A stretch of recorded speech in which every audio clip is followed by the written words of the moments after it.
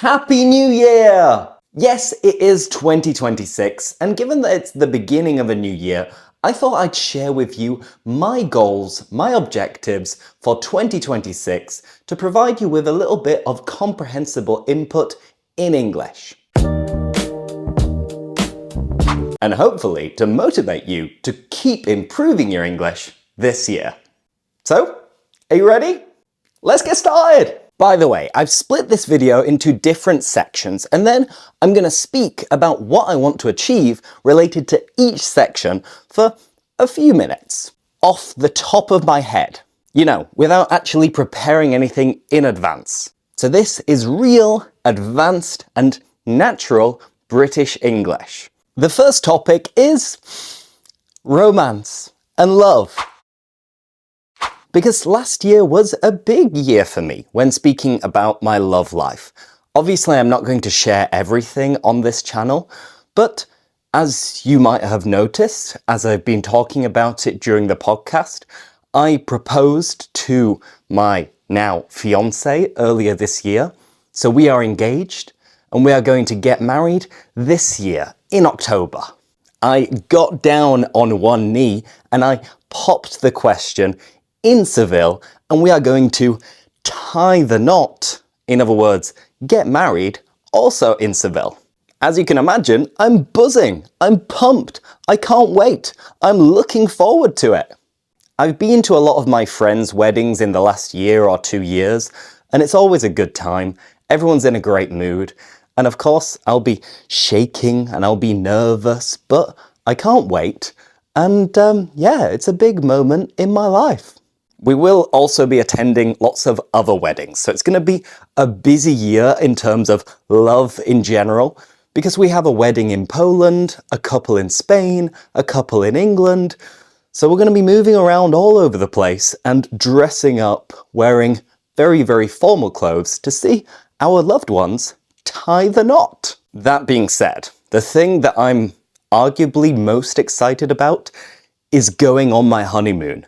Because I love traveling, I love discovering new places, and we haven't made up our mind yet, but the idea is to go to a very, strange, unusual and exotic place for us, which means somewhere probably in the Americas, North America, Central America, or South America, and if not, somewhere in Asia. So, where I'm gonna go, I'm not sure. So, do you have any recommendations? Where should I go on my honeymoon? And there's one more thing I would like to change about my love life in 2026. Because a lot of the time I'm very focused on creating content, work, and sometimes I'm not as thoughtful and detail-oriented and romantic as I should be. So that's one of my New Year's resolutions. To be, more romantic. It doesn't come naturally to me, but I'm gonna make an effort. Let's see if I can make it come true. Next up, the second topic that I'm going to discuss is related to health. So it'll include a little bit of health and fitness. Because the two go hand in hand. And I'm always quite healthy. I've always been quite healthy. I drink alcohol from time to time, and I sometimes overeat. I eat very, very large portions when maybe I shouldn't. But overall, I eat lots of fruit, vegetables. I'm not drinking every single day. So I'd say I'm healthier than the average person, and I'm usually in pretty good shape. I'm never too overweight, but just, a little bit chubby. And if you've been following the channel for a while, you'll know that I'm into running, I'm into football, and I've also tried to get into other hobbies like paddle as well, which hasn't exactly worked out. But I have run 3 marathons in my life. And in 2025, I didn't run any. I actually signed up to do Seville Marathon again in February of last year. But unfortunately, I dropped out. I wasn't feeling it. I hadn't been preparing and I wasn't motivated. But this is something I'd like to change. One of my goals, one of my objectives, is to sign up for another marathon. Because signing up for a marathon gives me this tangible goal, objective, and thing that I can look ahead to and prepare for, which will almost force me to stay in shape.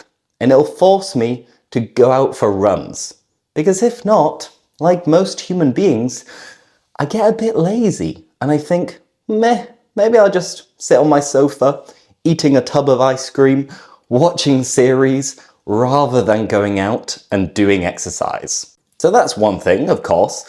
And another thing is that I also quit the gym last year, which, I don't know if I regret or not. But I didn't really enjoy it. I wasn't having fun when I was going to the gym. It felt like a chore rather than something that I actively enjoyed.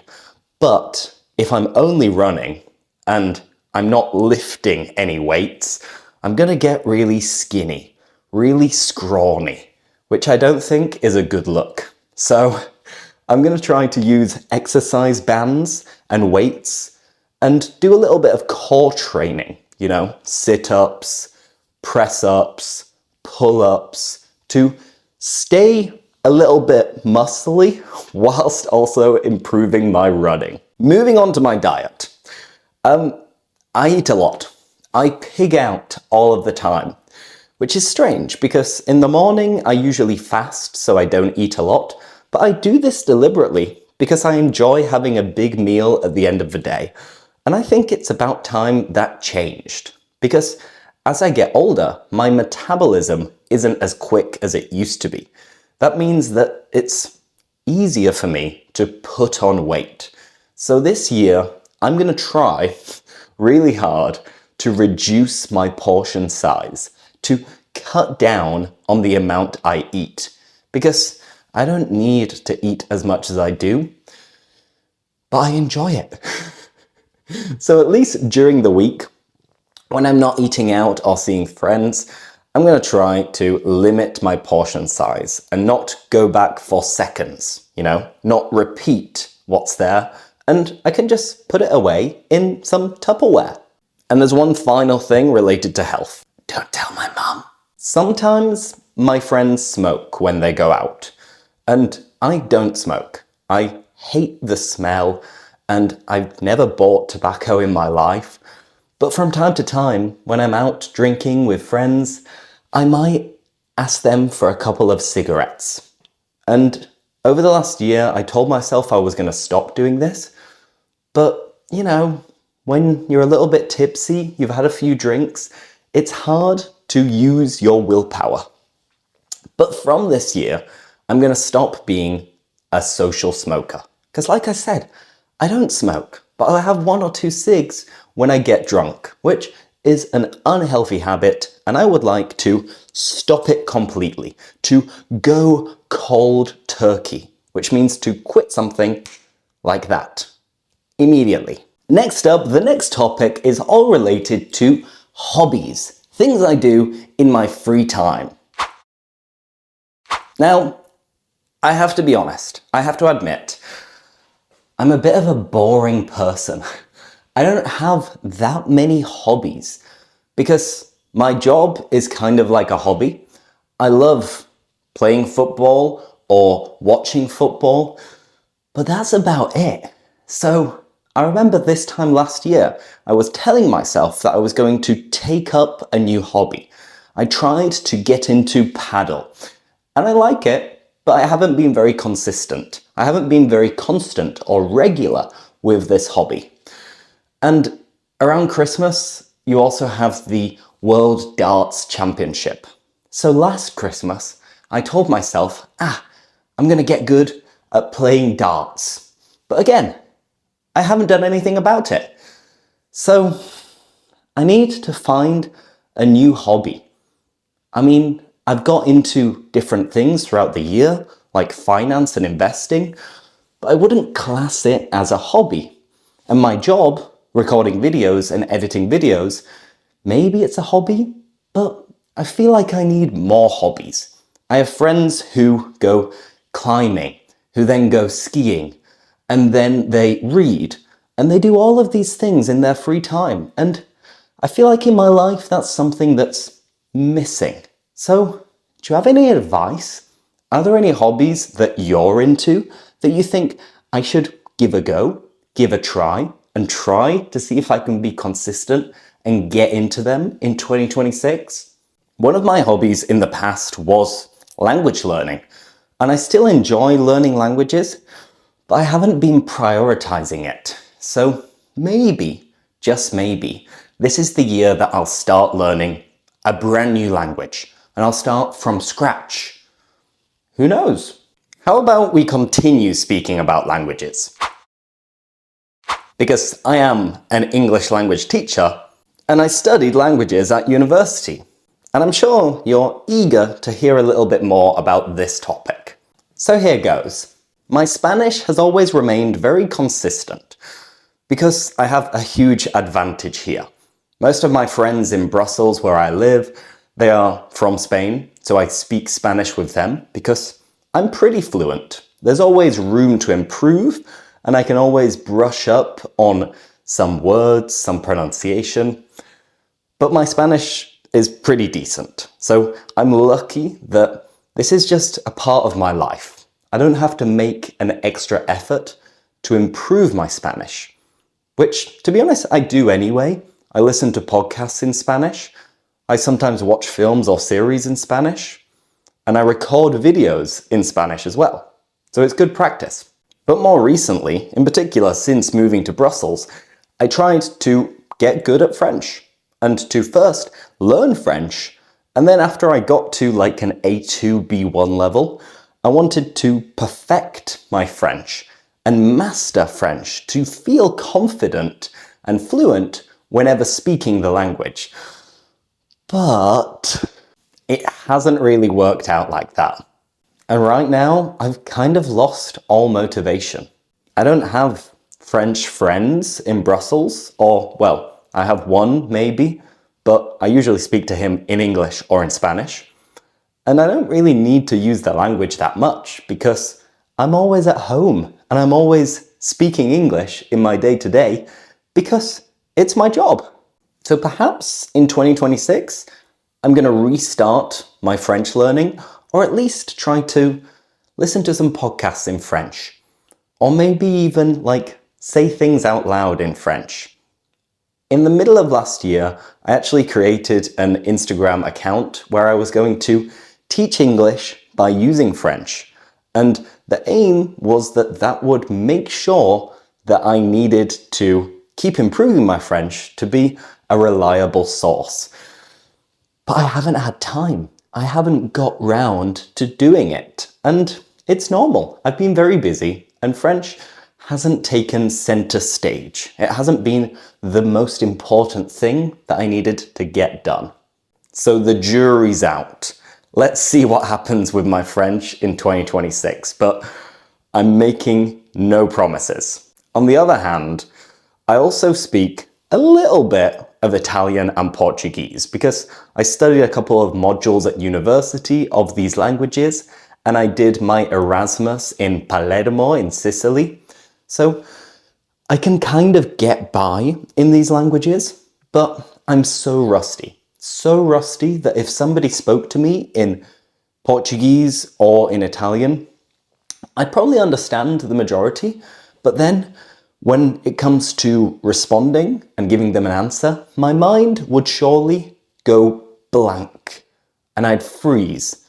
And if I were able to respond, it'd probably be broken Italian, broken Portuguese, with a little bit of English and Spanish sprinkled in. At some point in my life, I'd like to improve these languages too. But it's hard. So I understand you. If sometimes your motivation level goes up and down in English, I feel you, because I'm in the same place with my languages as well. So enough about languages. Let's move on to the next topic, and this is finance and administration, which throughout my life has always been a nightmare. I've absolutely hated any idea and any concept of admin. Just shoot me. But knowing that I went fully freelance at the beginning of 2025, I was clear with myself that I had no choice. I had no option. I needed to get better, or at least try to get better, at personal finances and business administration, taxes and administration. And I would say that I made a lot of progress. I'm surprised at myself how much progress I made last year with this, and I want that to continue in 2026. I may have said it earlier, but one of my hobbies this year has become investing, because I don't know, on YouTube perhaps my algorithm was influencing me, but I had all of these YouTubers and channels talking about how you can become a millionaire over the course of 10 years, how you can get 10 times returns if you invest your money. So I was kind of surrounded by these kind of messages, so I started watching the videos. And as the videos were interesting, they appealed to me, I started actually taking into account what these people were recommending. And I did it. I started investing in the stock market. And I'm aware that this is something that not many people do, and a lot of people feel very nervous or afraid of doing. And maybe I'm more risk tolerant than most people. I don't mind taking risks, but I'm proud to say that I have made a profit in the stock market in 2025, and I've learned so much about how to do it. So I'd like to keep doing that this year in 2026, partly because it has become a bit of a hobby. I enjoy watching these videos or listening to podcasts related to this. And yeah, my dream in the future is to be able to live off my investments. But don't worry, I'm talking about when I'm like 60 years old, because especially if you live in Europe, we don't have a pension guaranteed. There is no guarantee that when I retire, if I retire, the state will pay for everything. They will give me a pension. So with that in mind, I thought I needed to take matters into my own hands and start bit by bit, little by little, investing my money. So that's the investing part, which is the fun part. Administration, on the other hand, is still a bit of a headache. I don't enjoy doing it at all, but I try to set aside a little bit of time per month or per quarter when I need to sort out my admin. I need to keep PDFs of invoices. I need to work out exactly how much money I'm spending per month and how much money I'm making per month, which is tricky because it fluctuates. It goes up and down. So in 2026, I'd like to continue to get better at this, but in an ideal world, I would hire an accountant so I don't have to worry about this ever again. I don't think that'll happen, but it's definitely a long-term goal. Now let's move on to professional objectives. Work. Because for most people, I think it's common to make objectives about getting a promotion, about increasing your salary, and about being, happier and more satisfied in your job. So this next section is all about work. For those of you who don't know, just a week ago, more or less, I launched my brand new application, which is available to download now on the App Store, and on Android it'll be available in a few weeks. And it is an application where you can speak to me 24/7 using a cloned version of my voice, and you can also look up new words and review vocabulary. So if you haven't checked out the video related to me creating my own app, then I recommend you give it a watch. And understandably, my main work-related goal for 2026 is to be able to make sure that the application is a success. Of course, a lot of the work is done now the app is created, but we're going to continue to improve it and add features throughout the year. But my job now is to keep promoting it and try to increase the users. I would love to have 1,000 users within the next few months. Perhaps it's a pipe dream. But hey, dreaming is free, isn't it? So as I said, the app making it a success is the main goal for 2026. The other one is my community of group classes, which is called the British English Immersion Club. And I launched this platform in May of 2025, and since then I've had consistently between 50 and 60 paying users who have group classes with me every week, and I offer 15 hours per week, and students can choose any of these groups that they want to attend each week. Every week is a different topic, and we have a laugh. We learn phrasal verbs, idioms, I make little corrections, and I try to ensure that my students are having fun and speaking as much as possible. And my objective here is simply to keep it going, to keep the same amount of users and keep them happy and improving their English. Simple. Otherwise, talking about work, of course, I have some private students and I teach a law firm which is based in Spain. And of course, I want to keep these clients and keep teaching them as much as possible because I'm very happy with my workload at the moment. I work a lot, but I enjoy doing it. And, well, I'm getting married this year, so I need to save up as much as possible. And how about you? Do you have any work-related goals or New Year's resolutions in 2026? Next up, and finally, this last topic is related to content, to personal milestones that I have. And I would love to accomplish, to achieve in 2026. Now, these things, at the end of the day, they don't really matter.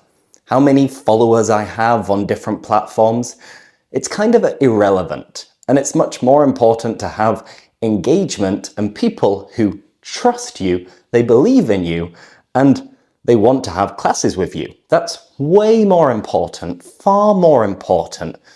But it's still nice to monitor the numbers. And it's a way of having these tangible goals that can be measurable as well. So, therefore, these are the following milestones that I would love to achieve this year. Starting with YouTube, because, well, this video is posted on YouTube. And YouTube continues to be a bit of a tricky nut to crack because, yes, I appreciate everybody who watches these videos and thank you so much for finding value in the videos and tuning in on a regular basis, but growth continues to be a little bit stagnant because I have posted so many videos, but there are very, very few that actually go, let's say, viral. Very, very few. And maybe going viral shouldn't be the objective, but I want to expand my viewership and have more and more people tuning in to every video. So, I would love to get 100,000 YouTube subscribers in 2026. I think it's achievable. I think it's doable, but it's going to be close and it's going to be hard work, and I personally need to improve the quality of my content in order to achieve it.